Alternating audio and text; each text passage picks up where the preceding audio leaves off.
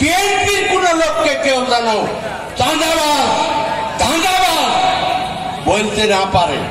আর শহীদ হয়েছে এবং হাসিনার বিরুদ্ধে বিগত 16 বছরের আন্দোলনে যারা শহীদ হয়েছে তাদের জন্য অন্তরের অন্তঃস্থল থেকে দোয়া করবেন, মাগফিরাত কামনা করবেন এবং আল্লাহ যেন তাদের জান্নাতবাসী করে।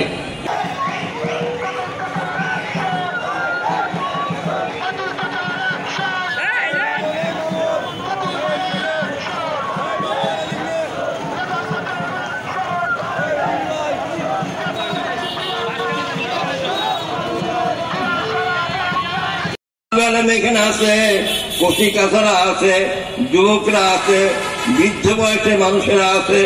আল্লাহ সকলকে নিয়ে আমরা হাত তুলেছি। মাওলা আমাদের দোয়া তুমি কবুল করিয়া নাও।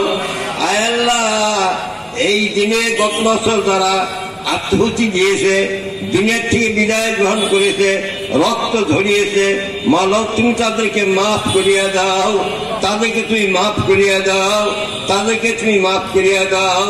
আয় আল্লাহ, যাদেরকে আমরা চিনি তাদেরকে তাদেরকে না চিনি সবার জন্যই দোয়া করতেছি। মাওলা সকলকে তুমি মাফ করিয়া দাও, সকলকে তুমি মাফ করিয়া দাও, সকলকে তুমি জান্নাতবাসী করিয়া দাও।